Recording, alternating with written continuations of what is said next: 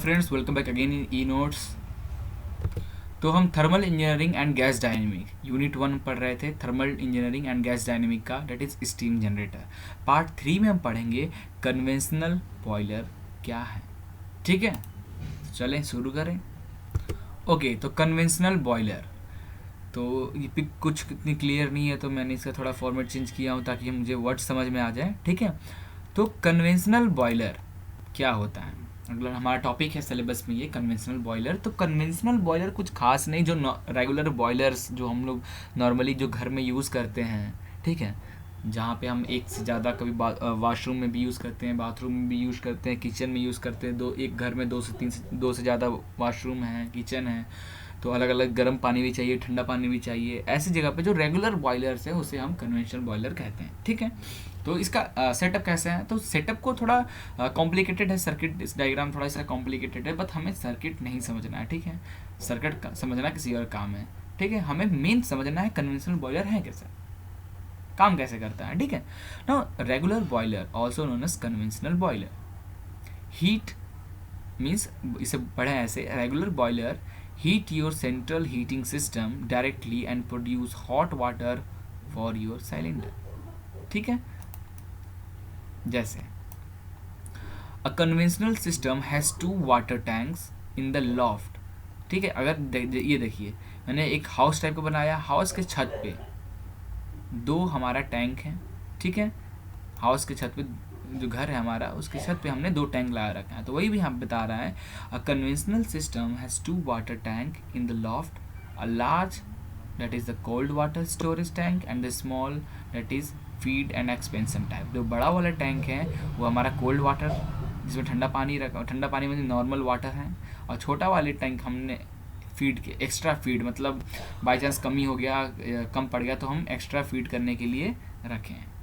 ठीक है, फीड करना मतलब एक्स्ट्रा देना। ठीक है, अब देखो, अगर ध्यान से देखोगे आप, तो ये जो आपका पिंक कलर दिख रहा है ये आपका बता रहा है गर्म पानी है, और ये जो ब्लू से लाइनिंग दिख रहा है सर्किट आपको ये है ठंडा पानी, ठंडे पानी के सर्किट। अब थोड़ा और अच्छे से देखते हैं। ठीक है, अब देखो ये कोल्ड वाटर यहाँ से आया, ये जो हमारा दिख रहा है आपको ये हमारा है एक्चुअल में बॉयलर, यही हमारा बॉयलर है।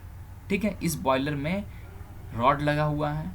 ठीक है, हीटिंग एलिमेंट जो रॉड है, रॉड लगा हुआ है, तो ये कोल्ड वाटर हमारा आया, हीट हुआ, कुछ अमाउंट तो हमारा वापस वहाँ चला गया, कुछ अमाउंट हमारा डायरेक्ट नल में आ गया। ठीक है, अब और कुछ अमाउंट हमारा हॉट जो वाटर है, या इसमें एक तरह की कोल्ड वाटर जो आया है, ठीक है, वो हमारा ये हमारा थर्मोस्टेट में गया, थर्मोस्टेट में गया, पास हुआ, फिर हॉट वाटर आया।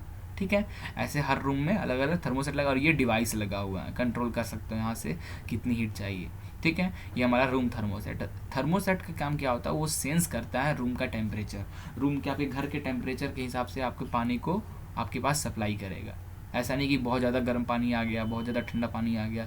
तो ये जो हम डिवाइस यूज़ करते हैं, प्रोग्रामर या फिर रूम थर्मोसेट, ये डिवाइस थर्मोसेट, ये जो डिवाइस हैं ये बहुत काम की चीज़ है। थर्मोसेट अगर आपको नहीं पता क्या होता है तो मैं यहाँ पे लास्ट में वीडियो में आपको एक्सप्लेन करूँगा थर्मोसेट क्या है, अदरवाइज़ आप समझ लेना। ठीक है, बहुत ज़्यादा रेफ्रिजरेटर में काम पड़ता है थर्मोसेट का। ठीक है, थर्मोस्टेट का। ना ये बॉयलर, अब ये बॉयलर में वाटर हीट हो रहा है, तो हो सकता है कि वाटर इतना ज़्यादा हीट हो जाए कि हमने नल चालू किया तो हमारा हाथ जल गया, ऐसा वगैरह। ठीक है, तो इसको कंट्रोल करने के लिए थर्मोसेट वगैरह लगा हुआ है। ठीक है, ज़्यादा हीट हो गया तो उसको थोड़ा कोल्ड कर देगा, ज़्यादा कोल्ड हो गया तो उसको थोड़ा हीट हो जाएगा thermoset.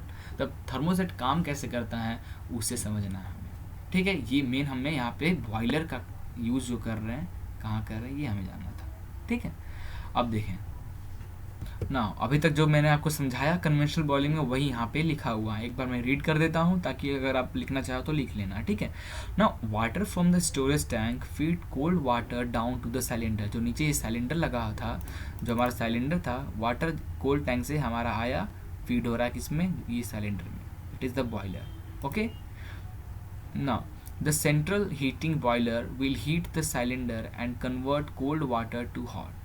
This then enable the cylinder to release gallons of hot water to the tap throughout the house। ठीक है, अब यहाँ पे आया ये गर्म हुआ, गर्म पानी maximum large gallon amount of हमारे टैप में प्रेजेंट है। ठीक है, now the feed and expansion tank is usually smaller, ठीक है, the feed and the expansion tank is usually smaller, जो हमारा फीड टैंक है या स्मॉलर टैंक है, इसका यूज़ क्या है बता रहा है यहाँ पे, and the maintain the correct level of water in the heating system, जो बॉयलर के अंदर है, ऐसा ना कि वाटर कम हो और हीट बढ़ा दे कि बॉयलर फट जाए, ठीक है। तो इसको मेंटेन करने के लिए हम एक फीड या एक्सपेंशन टैंक अलग से रखते हैं कि वाटर बाय द वे यहाँ पे वाटर कम हो गया तो इमरजेंसी पे वाटर इसमें आके एंटर हो जाए, ठीक है, और उसको मेंटेन कर ले, अंदर का कंडीशन जो है इक्विलिब्रियम बना के रखें, ठीक है। Now the real benefits of this system is that shower, tap and running bath can be drawn in any rooms at the same time. Not all system can do that. और हर system ये नहीं करता, सिर्फ conventional system है वही ये काम कर पाता है कि हर एक आपके रूम में आपके रूम के कंडीशन के हिसाब से आपको वाटर ठंडा या गर्म दे सके, चाहे टैप हो, चाहे शावर हो, चाहे रनिंग बाथ हो, ठीक है।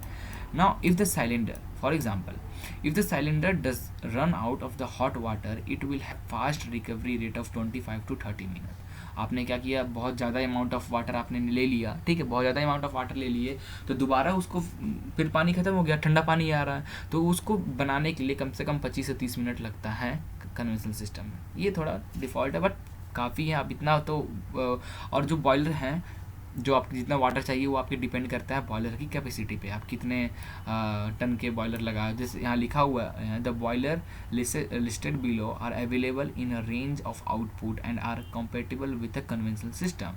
आपको जैसा जितना ज़्यादा अमाउंट में वाटर यूज़ करोगे तो उतना बड़ा बॉयलर यूज़ करो, उतना बड़ा बॉयलर यूज़ करोगे तो आपको कभी पानी की कमी नहीं पड़ेगी कि आप वेट करो कि फिर से 25-30 मिनट वेट करो कि आप वो हीट हो वाटर, ठीक है। तो उसके हिसाब से जैसे आपको अमाउंट ऑफ जितना वाटर की ज़रूरत पड़ेगा उतने अमाउंट में आप उतने कैपेसिटी का आप बॉयलर सेटअप लगा सकते हो अपने घर में।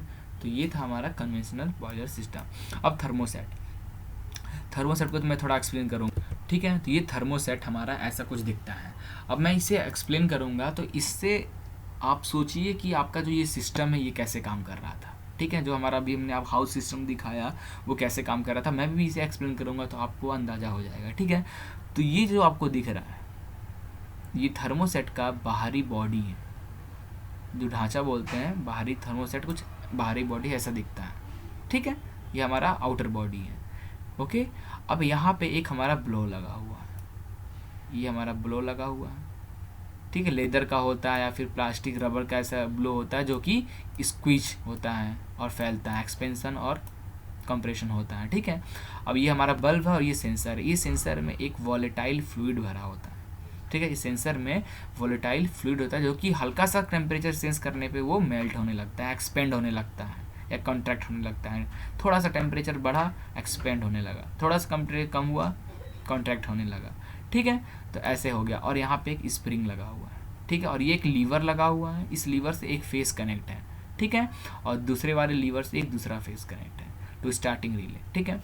अब ये मैं आपको ये रेफ्रिजरेटर को एक्सप्लेन करता हूँ। अगर वहाँ पे लगाओ तो रेफ्रिजरेटर में लगा है थर्मोसेट तो कैसे काम करता है, तो उसके हिसाब से आप बॉयलर में भी यहाँ पे रूम में ही सेट कर सकते हो, ठीक है। ध्यान देना, देखो ये ब्लो है, ये क्या होता है, रबर का बना होता है, ये कॉन्ट्रैक्ट भी होगा एक्सपेंड भी होगा, ठीक है। और ये स्प्रिंग लगा हुआ है यहाँ पे, ठीक है। दोनों अभी इक्विलिब्रियम कंडीशन पे और ऐसे ये ओपन है, ठीक है। अब जैसे टेम्परेचर बढ़ा, आपके फ्रीजर का टेम्परेचर बढ़ा, तो जो वॉलेटाइल लिक्विड है बहुत कम टेम्परेचर सेंसर सेंस करेगा और ये फ्लूइड क्या होगा, एक्सपेंड होने लगेगा। तो एक्सपेंड होगा तो ये लीवर दबेगा, तो जब एक्सपेंड होगा, जो लिक्विड एक्सपेंड होगा, ब्लो जब आपका एक्सपेंड होगा, तब जब ये जो स्प्रिंग का प्रेशर है और ये ब्लो का प्रेशर है, जब स्प्रिंग के प्रेशर से ज़्यादा अगर ब्लो का प्रेशर हो गया तो ये क्या होगा, ये आपका लीवर इधर आएगा, ये लीवर इस लीवर से टच होगा, मीन्स सर्किट क्लोज हो गया। सर्किट जैसे क्लोज होगा आपका ये कंप्रेसर में जाकर लगा हुआ, कंप्रेसर आपका चालू हो जाएगा। कंप्रेसर चालू हुआ तो आपका ठंडा होना चालू, और जैसे ठंडा होना चालू हुआ तो ये टेम्परेचर ये क्या किया, सेंस किया कि आपका ये ठंडा हो गया। जैसे ही सेंस किया कि आपका टेम्परेचर ठंडा हो रहा है तो ये जो वोलेटाइल लिक्विड है वो क्या होने लगेगा, कॉन्ट्रैक्ट होने लगेगा। तो कॉन्ट्रैक्ट होने लगा तो ये हटा तो लीवर फिर से ओपन हो गया, और लीवर जैसे ओपन है कंप्रेसर बंद। और जब तक रूम अब बंद करके रखे, रूम ठंडा है, ठीक है, कंप्रेसर बंद है। हमेशा कंप्रेसर नहीं चलता रहता है फ्रिज में, हमेशा कंप्रेसर देखोगे कुछ देर के लिए आवाज़ आता होगा फ्रिज का, फिर बंद हो जाता है। तो ये मेन ये सिस्टम है। और जैसे फिर आपका फ्रिज थोड़ा गर्म होने लगा, ये सेंस करेगा कि गर्म होने लगा, फिर ये एक्सपेंड होगा और फिर ये इसमें टच होगा और आपका कंप्रेसर चालू हो जाएगा, ठीक है। तो ऐसे एसी, हमारा फ्रिज ये सब काम करता है। तो वैसे ही आप यहाँ पे बॉयलर में कनेक्ट करके आप इसे समझ सकते हो, ठीक है। बॉयलर में ये हमारा थर्मोसेट सब जो रूम में लगा है उसके अकॉर्डिंग काम करता है, कितना पानी हमारा गर्म करना है, कब हमारा इलेक्ट्रिसिटी सप्लाई कर देना है ताकि हमारा पानी ज़्यादा गर्म ना हो, ठीक है। तो कन्वेंशनल बॉयलर में इतना ही था। ओके, नेक्स्ट लेक्चर में हम हाई प्रेशर बॉयलर जो हमारा है, लेमंड बॉयलर, ये सब बॉयलर जो वगैरह हैं हम चालू करेंगे। ओके, तो thank you for watching this video, please like and share it and don't forget to subscribe it.